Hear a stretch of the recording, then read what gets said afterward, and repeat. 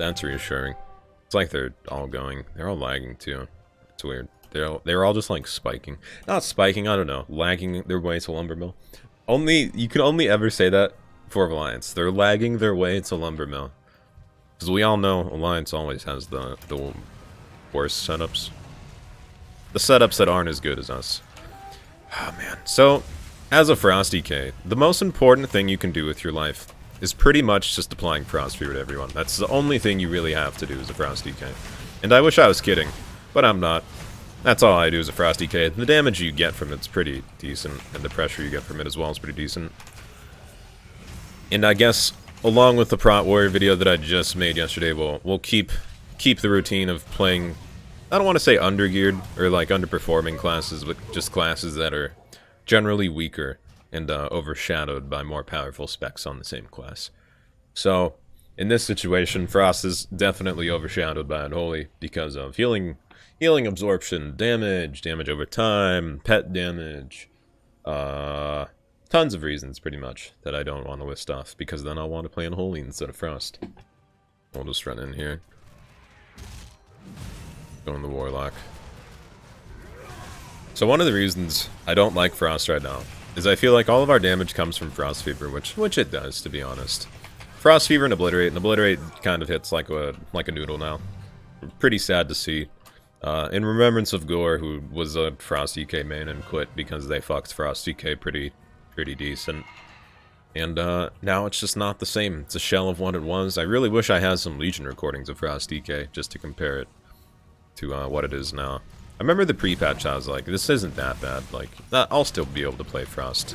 And I'll still play it in BFA.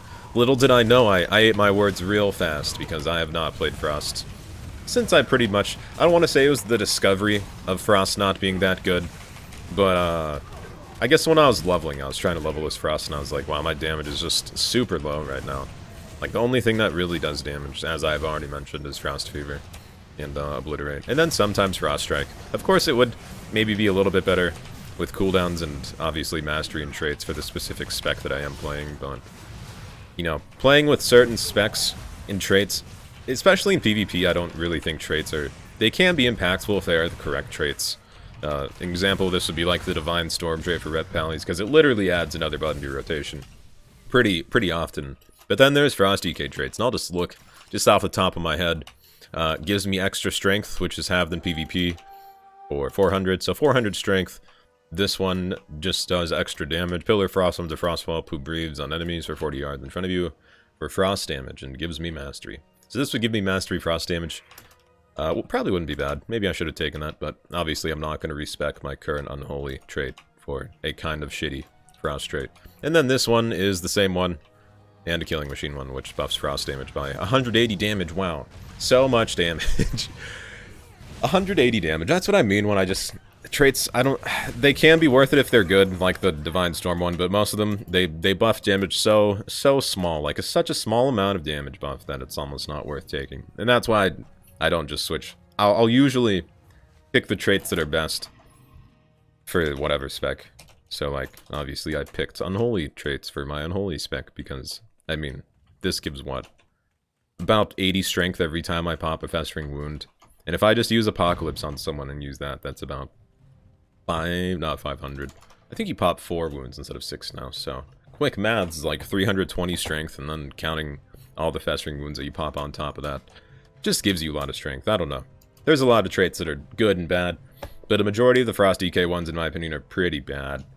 You want to see a good Frost EK out there and actually want to make this work somehow. Hazed. I think it's just Hazed. I don't think it's Hazed Gaming, but he's a Frost EK out there. He's played Frost EK for a while. He played Frost EK in Legion. He's really good.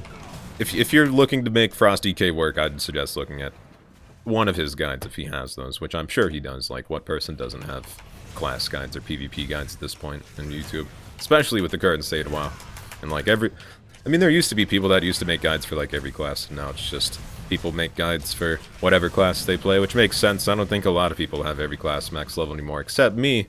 That's my little niche right there, and my only claim to fame, that I play every class horribly. Gotta add the horribly part. I don't play them horribly. There are classes I do play that I do play horribly. Let's get this straight right now. But I like to think, in a majority of them, I play alright. I play at a decent level, maybe. I really hope we just stick at stables. And as I've said, just at Lumbermill, always apply Frost Fever to everyone. I love mispronouncing things. Happened to a lot on stream last night. I don't even know what I was talking about. It was something weird. I pronounced an R with a W, which is... Wow, okay. Just teleporting Pally. Frost Fever, Frost Fever. I'm surprised I didn't get the Frost Fever on the mage I was kind of running. Or not the mage, the hunter that was running away. Go on the Boomy. Nice thing I do like about Frost is that most of the time you can just hit through a lot of armor, because you do mostly Frost damage. We're just going to hit directly into Thorns because we can AMS it. We're also going to throw a Frost Fever in that giant group. Get all of our Frost Fever damage off on those guys. If I look at my DPS, which I doubt I will at the end of this, you'll see that literally all of my DPS is Frost Fever damage over time. I think that's what it's called, Frost Fever. Yeah, the ability is called Howling Blast. The damage over time is Frost Fever. That guy's just... He's just portaling around. He is a mage, though, so I guess that's expected, but... Who was it that was teleporting? The Pally that was teleporting like 2 seconds ago? That was a sight. One of the things I do like about DK right now is just Death Strike and the Death Strike heals that you can get most of the time. Absolutely outrageous. Especially as Frost, because you have a decent amount of runic power generation. You have, I'd say, on par with like Fury Warrior self-heals. Maybe a little bit less. But it's still self-heals. And we also have, obviously, Death Pact. Darth Pact? Death Pact? Death Pact is the name. Which you can use, but then it absorbs some healing. Looks like we have a healer anyway, though, so we don't even need to use it anymore. But it was a good, kind of self-sustaining window there of just pressing Death Strike. I think if they want to make Frost and Unholy separate, I don't want to say just get rid of Death Strike for Unholy, but it would help a lot. Because, I don't... What really makes Death Knights tanky, do you think? Is it our AMS, or is it the fact that we can Death Strike and still generate ruins, heal back damage, and damage at the same time? I'm trying to get to the point of Death Strike can be abused pretty easily. And it's used a lot. In a lot of high-rated arena, most of the times you won't even see someone, I guess, using... I mean, you'll see them using Death Bolt, or Death Coil for Death Coil, but most of the time you'll see them using Death Strike just to heal, like I do now. Just gonna try and stall this. I think this is a healer as well, so our damage is actually not that bad here. We're gonna throw a Howling Blast on you to stall that cap, and we'll stick on the healer.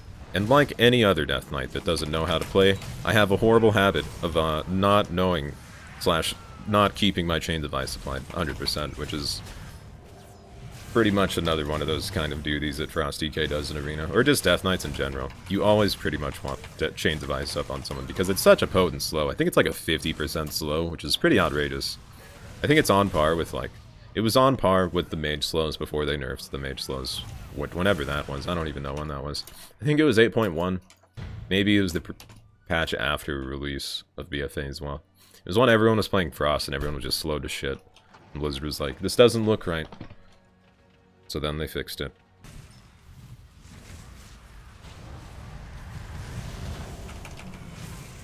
Dang. I could have AMS'd this.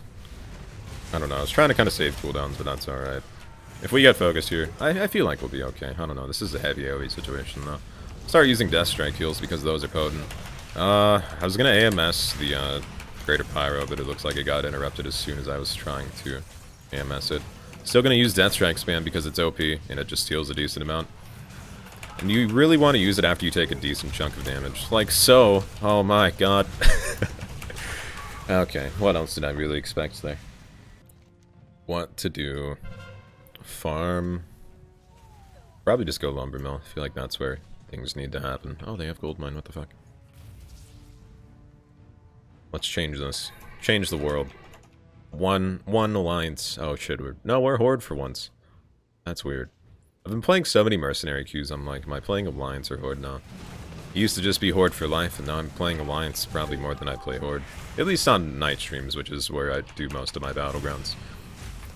Remember 10 seconds ago where I was like, you know, good Death Knights kind of press Chains of Ice, but I still find myself not pressing Chains of Ice against one of the most susceptible classes to, not CC, but just slows in general. Oh wait, he has a Fury, so he just cleanses. He doesn't cleanse slows, but whenever he uses Bloodthirst, if he has a certain town, pretty much any slow that was on him is just instantly gone. Hunter's on me. I need a lot of health here. We'll just use Death Pact, because we need to. We need that health. Yeah, we'll go on the Hunter. Just use Death Strike here, get a decent amount of health back. Probably get full health, actually. I actually want to look at my self-heals as well. And that's why Frost DKs are an interesting thing. Or just Death Knights in general. Even Unholy has the self-heals that currently Frost does. I'd say if they want to kind of, or at least attempt to balance the self-healing of Unholy and Frost DK, or make one a little bit better than the other, just take Rid. Get rid of Transfusion or Unholy. Just, yeah, I'd say that's the best decision. But then, because they'll still have AMS, they'll still have pet interrupts and all that. They can still use Death Strike, but they just won't be able to use that proc and then spam it like they do. Which, admittedly, I don't think most DKs even use Transfusion in Arena. But at least in, like, Battlegrounds, I guess it'll help a little bit. Because that healing right there against that Hunter, I literally had no health. And, you know, I got full health and want, like, 4 Death Strikes. I'd even get more health if there was more people hitting me, but... Or that, or just reduce the duration of this and make sure...